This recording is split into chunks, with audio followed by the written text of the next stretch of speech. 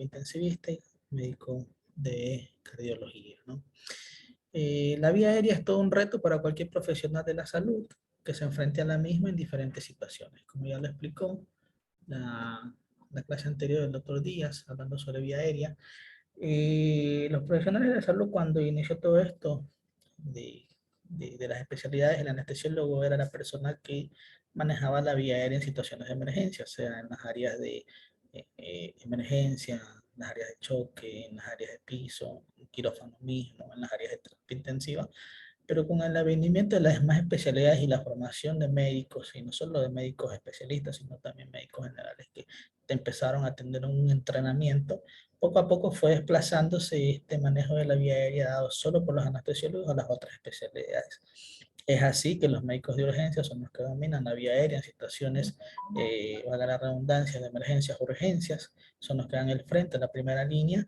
Los médicos de terapia intensiva son los que dominan la vía aérea a nivel de lo que es la terapia, las unidades críticas, y también hay un espacio para los médicos clínicos o internistas que se desenvuelven en los campos de la emergencia, las áreas de terapia intensiva y las unidades críticas y las unidades intermedias.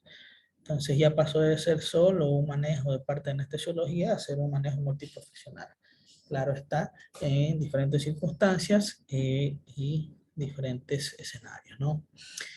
Para saber manejar la vía aérea, lo que se requiere es un conocimiento de las estructuras anatómicas, un conocimiento de la anatomía, más que todo de la parte respiratoria alta, y tener un equipo adecuado a la mano, tener siempre el equipo de soporte para oxigenoterapia, cánulas, tanto mascarillas, cánulas nasales, mascarillas Venturi, los equipos de laringoscopía. Ya tenemos diferentes equipos, incluso tenemos hasta videolaringoscopios y fibrobroncoscopios que nos ayudan en escenarios de vías aéreas difíciles. Y tenemos que tener un claro conocimiento de cuáles son las complicaciones que vamos a tener cuando vamos a abordar una vía aérea, ¿no? Y estar listos para poderlas detectar, diagnosticar y para poder resolverlas. Eso es lo que tiene y lo que concierne en el manejo de la vía aérea. Entonces, los equipos que tenemos para la vía aérea son distintos, cada uno potencializa al otro, y en diversos escenarios cada uno puede ser útil en diversos o en distintas medidas. Entonces, un equipo básico que debemos tener en nuestras áreas de emergencia, que todo charol de paro debe tener, que todo equipo multidisciplinario necesita, más que todo en nuestros hospitales el día de hoy, son hospitales de tercer nivel en los que nos desempeñamos. Esto de aquí es manejado por más que todo el área de terapia respiratoria, que son los encargados de mantener todo este stock constante, cosa que en situaciones de emergencia el equipo esté listo y disponible para poder realizar la intubación endotraqueal, orotraqueal. Constamos de AMBU, constamos de lo que son eh, cánulas de intubación, eh, cánulas nasal, ¿sí? Acá tenemos mascarillas laringeas, tenemos guantes, tenemos que tener equipos de sedación, midazolam, fentanilo, pulsioximetría, mascarillas con bolsa de oxígeno y laringoscopio, ¿no? Eso es lo que debemos tener en nuestras áreas, aparte de un equipo de monitorización para poder determinar cómo está la oxemia en estas situaciones. Cuando, no sé si ustedes se acuerdan, lo que hablaba el doctor Andy, la vía aérea en la emergencia es una vía aérea no controlada, es un ambiente que nosotros no conocemos al paciente, es un ambiente que los pacientes vienen en situaciones que complican su vida, son pacientes que tienen trauma craneoencefálico, que su estado neurológico es deteriorado, que vienen con eventos cerebrovasculares isquémicos, hemorrágicos, y que urge una protección de la vía aérea lo más rápido posible. Asimismo, hay pacientes en estados de sepsis, shock, falla respiratoria, abdomen agudo, traumas abdominales, y en el cual no conocemos los antecedentes, no conocemos los mecanismos, pero necesitamos eh, canalizar una vía aérea en esta situación. A diferencia de los anestesiólogos, que tienen sus cirugías programadas, saben los antecedentes, tienen una historia clínica detallada, ya saben a qué se enfrentan, hacen una evaluación de la vía aérea para ver la escala de Mayo-Empático, más tranquilidad. Entonces son situaciones diferentes y escenarios que puede ser uno controlado, el del área de emergencia, y el otro controlado, el área de quirófano, ¿no? Y eso es lo que debemos conocer. Toda vía aérea en el área de emergencia debe catalogarse como una vía aérea difícil, indistintamente de lo que la escala de Mayan-Paty nos dé, porque como ya le dije, es un ambiente no controlado. Entonces, cuando tratamos de dominar la vía aérea o colocar un, un tubo endotraqueal en nuestras áreas de quirófano, debe ser la persona que mejor lo maneje. A la cabecera del paciente debe estar la persona con una mayor expertise en el dominio de esta arte para tratar de disminuir los tiempos y mejorar la oxigenación. Siempre con un equipo multidisciplinario que está formado por terapia respiratoria, esta enfermería, actividades auxiliares y los médicos que los acompañan, ¿no? Para poder prever las diferentes complicaciones que puedan suscitarse en estos procedimientos. Entonces, pero para nosotros tener un mejor dominio de la vía aérea, tenemos que pasar por diferentes etapas. Eh, Tenemos que, generalmente, esto es un programa que debe desarrollarlo el ministerio que está a cargo en los distintos países, en este caso el Ministerio de Salud Pública es el ente rector de nuestros programas, debe realizarse un programa de manejos de la vía aérea. Y aparte de eso, la capacitación continua de las personas, de los médicos, del personal de terapia, incluso en otros países, personal de enfermería canalizan o pueden estar capacitados para manejar la vía aérea, ¿no? Todo esto con una capacitación formal y continua del personal de salud, ¿sí? Eh, Hay que gestionar la obtención de recursos para el manejo integral. Debemos tener todos los equipos disponibles a la mano, no solo materiales, también medicamentos para tener una adecuada sedación y analgesia en lo posible que se trate con estos pacientes, ¿no? Debe desarrollarse y fomentarse la investigación en las áreas de urgencia y más que todo la utilización de los dispositivos modernos o actualmente tenemos para vías aéreas difíciles, videolaringoscopios, fibrobroncoscopios o fibrovideolaringoscopios. Entonces las tecnologías modernas ya deben estar al alcance de nuestras áreas de emergencias urgencias, que son dibujos y bueno, son Phantom que utilizamos para un entrenamiento de la vía aérea, se indica de que el manejo de la vía aérea, para tener una experticia de la vía aérea, debemos tener cerca de 100 procedimientos de vía aérea en situaciones de entrenamiento, en este caso un maniquí, para poder ya tener un dominio básico de la vía aérea. 100 intubaciones con estos dispositivos, con estos muñecos y entre 40 y 50 intubaciones controladas, sería en áreas de quirófano, en personas para tener un dominio básico de la vía aérea. Entonces, ¿cuáles son las competencias que vamos a manejar en los servicios de urgencia, ¿no? Hay competencias cognitivas, competencias psicomotrices y competencias afectivas. Cognitivas es el conocimiento que yo agrego, la formación o el aprendizaje continuo que yo hago para tratar de mejorar en el manejo de la vía aérea. Entonces, las competencias cognitivas son, uno, las indicaciones, saber las indicaciones para la intubación endotraqueal, saber la anatomía y la fisiología de la vía aérea, saber los conceptos de hipoxia, hipoxemia, eh, identificar mediante las escalas la performance de una vía aérea difícil, las complicaciones que debemos saber a la intubación, saber lo que es la inducción de secuencia rápida, en qué personas aplicarla, y también saber la farmacología para la rápida inducción de la misma y las complicaciones farmacológicas que vamos a tener al administrar estos medicamentos, ¿no? En las competencias psicomotrices, ya tiene que ver con todo lo que es manualidades, que es lo que hacemos durante el transcurso de un abordaje de vía aérea.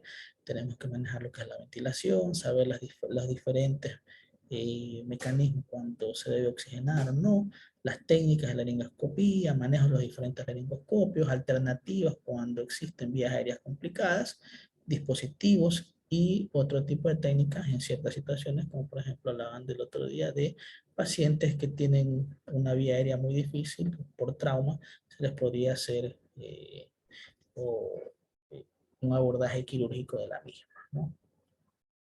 Y las situaciones afectivas, todo lo que tiene que ver con el manejo de estrés, situaciones de caos, desarrollo de liderazgo, esto viene con el entorno que tenemos con los pacientes, el aprendizaje, la realización de guardias, la realización de procedimientos, todo eso crea en nosotros o mejora nuestras capacidades para poder atender mejor a estos pacientes, ¿no? Y desarrollo una dinámica de equipo para por la misma. Entonces, dicho de paso, ¿qué es lo que debemos tener? Vamos a pasar a lo que es la anatomía, algo básico. Como anatomía de la vía aérea, tenemos que la cavidad oral está formada, es la puerta de entrada a la vía aérea, y la cavidad oral está formada por la cavidad oral propiamente dicha y el vestíbulo. Aquí llamamos vestíbulo, es la parte que se encuentra entre las mejillas, los dientes y las encías, y tiene la puerta de salida hacia los labios, ¿no? Y la cavidad o la cavidad bucal propiamente dicha, que está formada en su parte superior, por lo que es paladar duro, paladar blando, en la parte inferior, lo que es la base de la lengua, que es un órgano muscular, y en sus partes laterales, lo que son encías, ¿no? Y las partes dentales. Como ya les dije, la cavidad oral es la puerta de entrada hacia la vía aérea. Aparte de eso, tenemos la cavidad nasal, que es un órgano de forma triangular, constituido, revestido de un epitelio, y aparte de eso, conformado por un órgano de sostén, más que todo óseo, con una apertura anterior donde están las fosas nasales o el vestíbulo nasal, dos orificios de entrada, y partido a la mitad o dividido simétricamente por el tabique nasal. Esta cavidad está hacia la parte posterior, con lo que es la nasofaringe o rinofaringe en su parte superior, y hacia la orofaringe en la parte inferior. Se continúa con lo que es la faringe. La faringe es un órgano de aproximadamente, más que todo muscular, músculo cartilaginoso, entre 8 y 15 centímetros, que comunica la parte posterior de la cavidad nasal, la parte posterior de la cavidad bucal, y se divide en nasofaringe, que es posterior a lo que es la cavidad nasal, y como su límite de parte inferior lo tenemos al paladar hablando, y de ahí se comunica con su parte posterior con orofaringe, que es la parte posterior de la cavidad bucal, y ahí tenemos lo que es la entrada hacia lo que es la faringe propiamente dicha, ¿no? Con su entrada hacia la vía aérea superior. Y se comunica también con el esófago.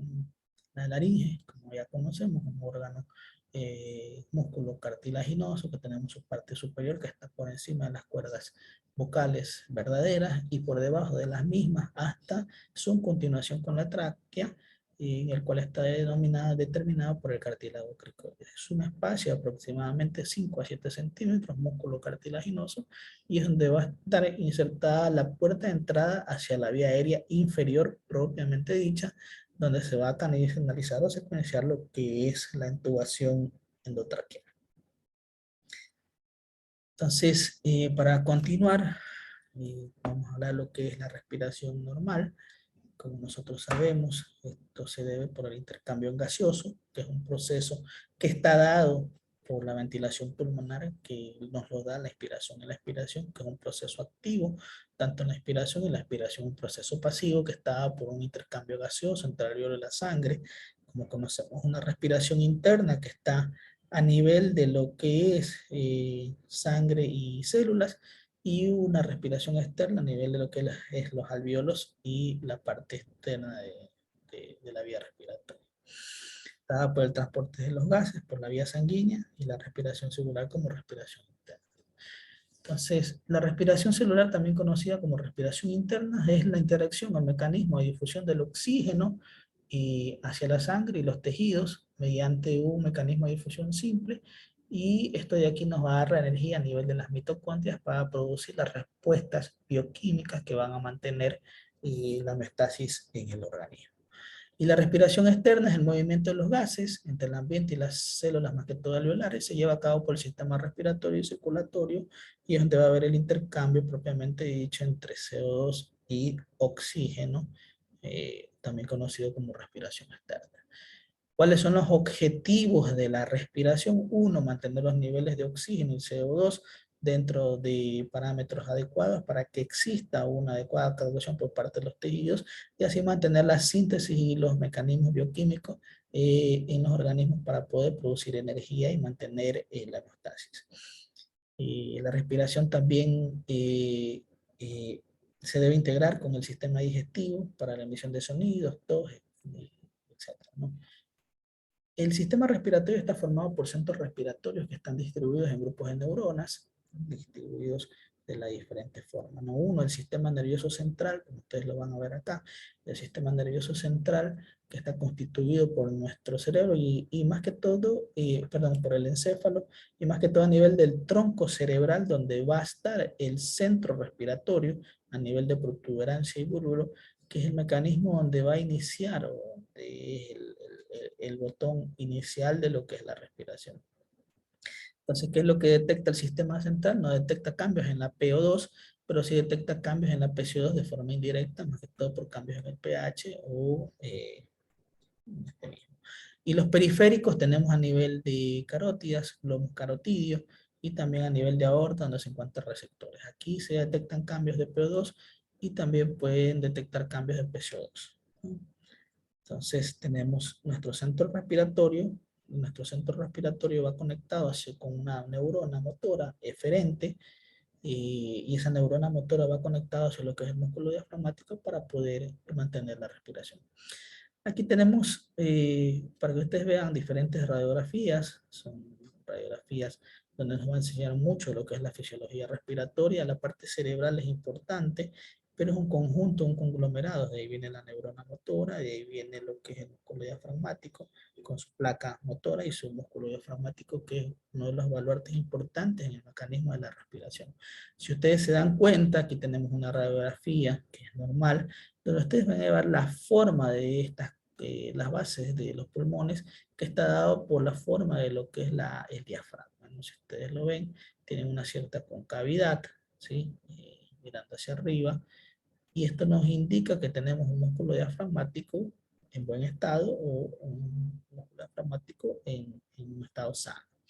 Entonces, cuando se va a activar el mecanismo de respiración, uno de los músculos importantes en la respiración es el músculo diafragma. La inspiración es un método, un mecanismo activo en el cual, si está en un estado íntegro, no va a haber retención, no va a haber hipoventilación alveolar, que es la retención de PCO2, y el intercambio va a estar lo más cerca a la normalidad posible. Pero aquí tenemos uno diferente. Si ustedes ven, un paciente que tiene sus cúpulas, sus bases pleurales no están con concavidad, sino están rectos. El músculo diafragmático ha perdido lo que es su elongación, ha perdido lo que es su anatomía y también ha perdido lo que es su dinámica. Entonces, estas imágenes ustedes lo van a ver en pacientes crónicos, pacientes de POC, pacientes con fibrosis, pacientes que han tenido un daño pulmonar posterior a enfermedades pleuropulmonares, parenquimatosas, más que todo fibrosis, y son pacientes que se va a conjugar este daño del músculo diafragmático y el daño parenquimatoso pulmonar con retención o hipoventilación alveolar. Retención de PCO2, hipoventilación alveolar. Son dos radiografías que nos van a enseñar mucho y son radiografías que nos enseñan bastante de lo que es la dinámica de la parte respiratoria. Para continuar con las vías respiratorias inferiores, tenemos lo que es ya la tráquea, es un órgano músculo cartilaginoso de aproximadamente 15 a 20 centímetros, tienen anillos, está compuesto por anillos traqueales que son cartílagos, entre aproximadamente 15 a 20 cartílagos que miden entre 1 centímetro, 1.5 centímetros máximo, ¿no? La apertura de la tráquea, el diámetro interno de la tráquea va desde 1.5 y hasta 2.5, depende del tamaño de la persona. Y de ahí empieza a dividirse en lo que es bronquiolos primario izquierdo, bronquiolos primario derecho. Recordemos que o bronquiolo principal del lado derecho, que tiene 3 ramificaciones, superior, medio, inferior, y el lado izquierdo, que tiene 2 ramificaciones, superior e inferior. Y de ahí continúa con los broncos secundarios, los bronquiolos y los alvéolos, que es la parte final o es la unidad estructural básica de la respiración. En nuestros pulmones, cada pulmón cuenta con aproximadamente 1 millón de alvéolos, lo que nos da una corriente, si es que extendemos todos estos alvéolos, aproximadamente 1000 kilómetros de línea alveolar en cada pulmón. Entonces los alvéolos se contactan con con los capilares y están divididos entre el capilar y el alvéolo por una membrana es una membrana donde va a ocurrir, denominada membrana intersticial, donde va a ocurrir la difusión respiratoria. Los alvéolos están formados por células tipo 1, células tipo 2, neumocitos tipo 2. Las tipo 1 son células estructurales que recubren la parte interna de los alvéolos, y las células tipo 2 tienen su función de recuperación o regeneración. Si una célula tipo 1 se lesiona, la célula tipo 2 se puede regenerar y puede cubrir esa función, ¿no? También encontramos macrófagos capilares en estas áreas. Entonces la unidad, el alvéolo con el capilar es la unidad funcional respiratoria donde se produce el intercambio de gases o respiración externa. Es pequeña y está recubierta por tejido cartilaginoso, perdón, por tejido conectivo. Aquí se va a producir el intercambio de gases. El intercambio de gases se va a realizar por difusión simple, sin gasto energético, y eso se produce por diferencias de presión. Diferencias tanto el PO2 que está dentro de la parte de las tubuladuras antes que llegue al alvéolo, y el PCO2 que está dentro de la misma, ¿no? Y se va a hacer una diferencia de presiones con la sangre que llega desoxigenada de las venas.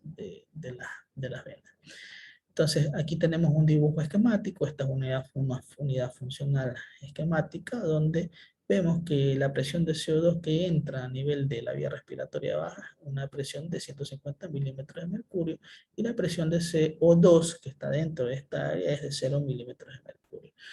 Entonces, cuando esto se va a difundir, más que todo a la parte venosa, la sangre venosa que llega, perdón, desde aquí se va a difundir con la parte venosa, la sangre venosa que llega aquí, llega con una presión de oxígeno de 40 milímetros de mercurio. Si ustedes ven la diferencia entre la una y la otra, es abismal. Y aquí la PCO2 también se va a difundir con una diferencia. En este sentido, la presión venosa está en 46 milímetros de mercurio, y la presión que está dentro de las tubuladuras de los alvéolos tiene cerca de 0 milímetros de mercurio.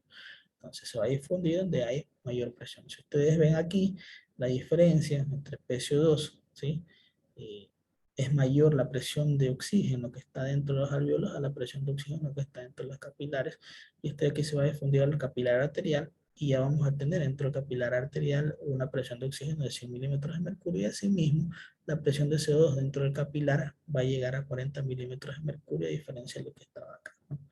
Entonces, una vez que llega la sangre arterial a los capilares, ahí otra vez se difunden, donde la presión de oxígeno, como va a ser mayor y es menor la venosa, se va a difundir para que los tejidos tisulares la aprovechen y hagan lo que son las diferentes biosíntesis energéticas. Y esto otra vez va a seguir hacia la parte venosa y pues se va a cumplir el ciclo.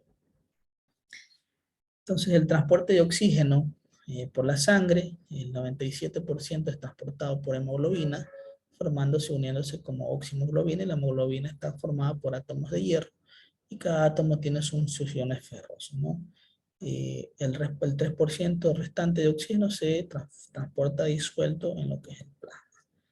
Entonces, uno de los transportes de oxígeno es la hemoglobina, así que debe estar, cuando tengamos un paciente que está hipoxémico, debe tener una hemoglobina dentro del rango normal. Así que por eso es que hay criterios de transfusión en pacientes hemoderivados, hemoglobina menos de 7, incluso hasta 7,5. Pacientes que están en estado de shock o hipoxemia severa deberían tener una transfusión de oxígeno para mejorar el transporte del mismo hacia los órganos y tejidos, ¿no? Y ya vamos terminando lo que es con lo que es la parte de oxigenación y la mecánica ventilatoria. La ventilación es un movimiento de aire que me van hacia los pulmones, como ya le indiqué. También tiene un mecanismo que está envuelto, que está y forma parte activa, que son la caja torácica, que son las partes muscular, osteotendinosa y cartilaginosa, para que se realice la misma, ¿no?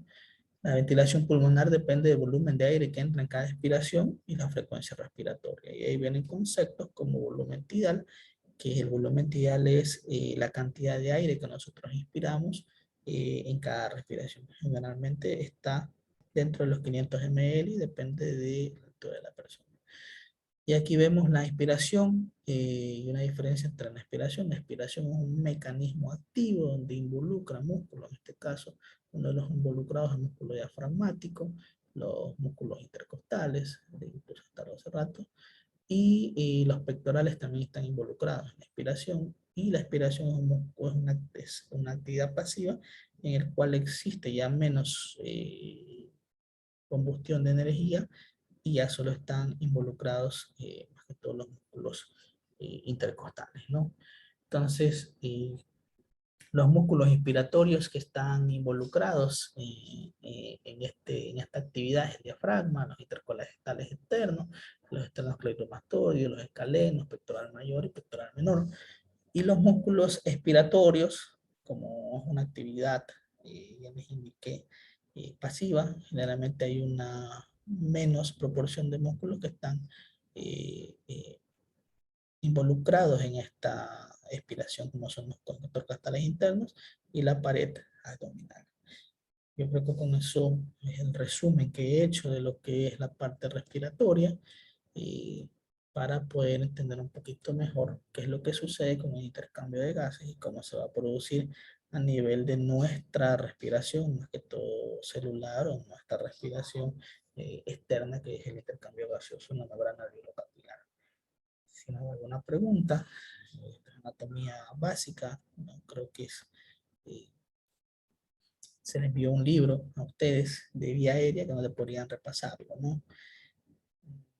Yo creo que mayor énfasis se debe involucrar en lo que es la respiración, que es lo que nos va a ayudar a entender un poquito más qué es lo que sucede cuando nosotros ventilamos a los pacientes, cuando colocamos presión positiva en la vía aérea, cuando aumentamos el oxígeno en pacientes hipoxémicos, cuando aumentamos volumen o frecuencia. No sé si tengan alguna pregunta, sino para seguir con la charla que viene a continuación de lo que es dispositivos de oxigenación.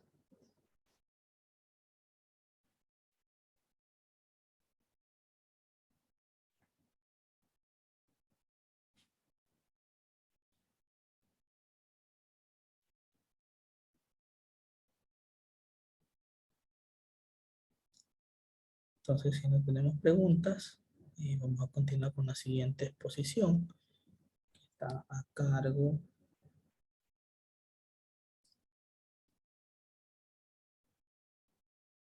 de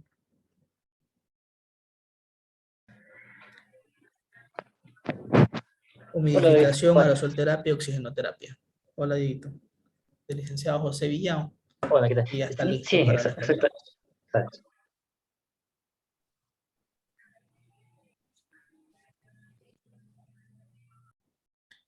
Hola, José, buenas noches. Hola, hola. ¿Sí me escuchan? Sí, te escuchamos, José. Buenas noches, ¿cómo están?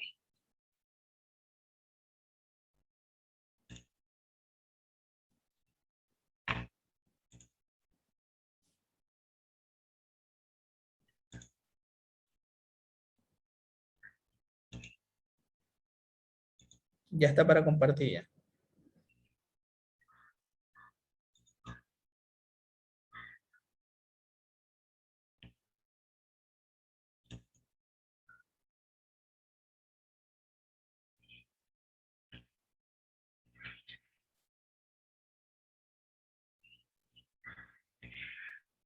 Muy buenas noches.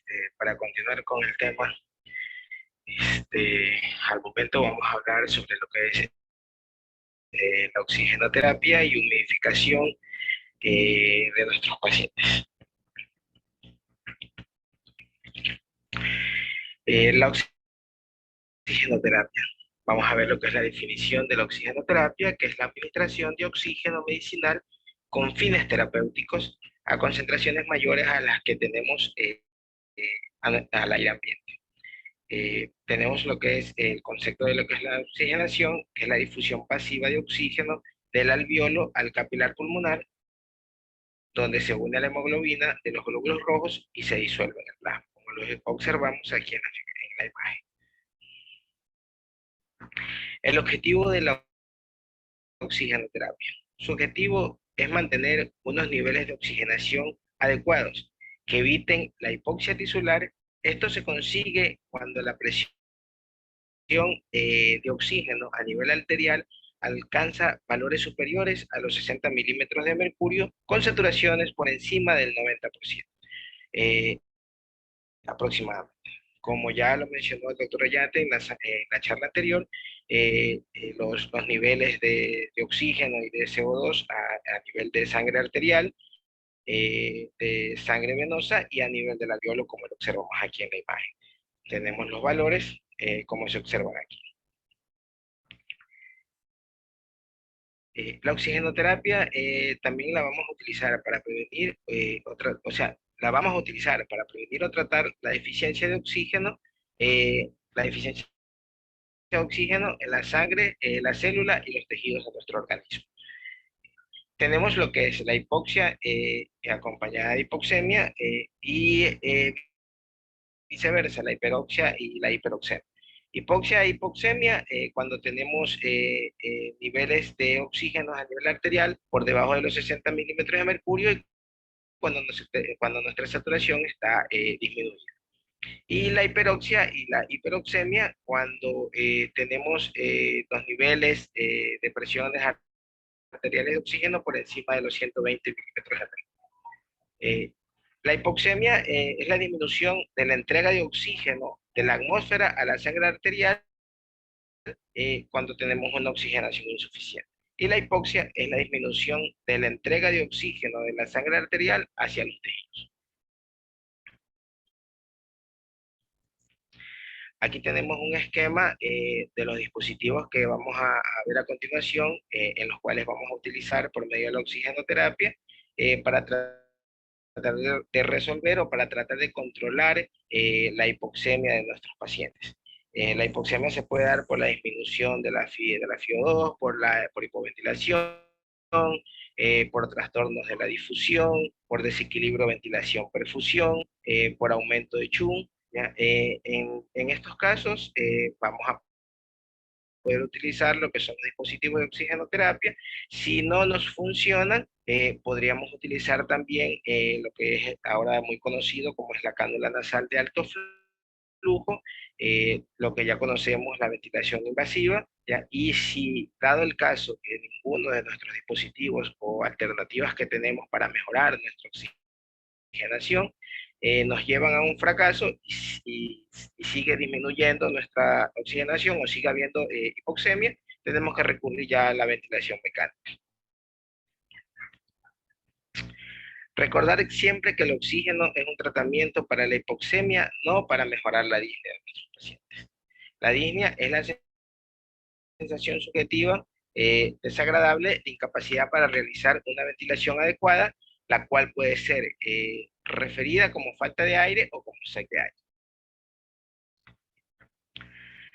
Aquí tenemos un esquema de la entrada de oxígeno hacia nuestro cuerpo, o sea, empezando por los pulmones, luego recorre los alveolos, entra hacia la sangre, va a los órganos de nuestro cuerpo, se instaura en las células, donde el oxígeno se suma a la glucosa para formar la energía y luego de esto convertirse en CO2 para ser exhalado. Vamos a hablar al momento de lo que es la monitorización de oxígeno durante la aplicación del mismo. La monitorización del oxígeno debe ser de forma continua, invasiva y no invasiva, fácil de usar e interpretar. Nunca debemos olvidar la clínica de nuestros pacientes. Esto siempre debe estar por encima de la tecnología. Las dos maneras que tenemos para controlar o para monitorizar la oxigenación en nuestros pacientes son la pulsoximetría y la gasometría arterial. La pulsoximetría, considerado el quinto signo vital, es la medición no invasiva del oxígeno transportado por la hemoglobina, que nos va a determinar de manera continua nuestra saturación. La saturación, nuestra saturación no descarta de que debamos realizar, o sea, de que tengamos una buena saturación, no descarta de que debamos realizar una gasometría. porque en la gasometría podemos verificar las alteraciones tanto del pH, el CO2. La pulsoximetría, sus limitaciones va a estar dada cuando tenemos mala perfusión periférica, ya sea por frío, por hipovolemia, por vasculopatías periféricas, por anemia grave, por ictericias importantes. En la siguiente imagen, en el esquema, vemos cómo nuestro pulsoxímetro, nuestro oxímetro, nos da la lectura de lo que es la saturación de oxígeno y de la oxigenación de nuestros pacientes.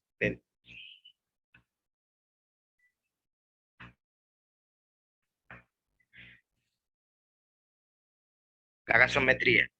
Está considerado el gold estándar en la valoración de la función. Es la valoración de la función pulmonar en términos de oxigenación y de ventilación.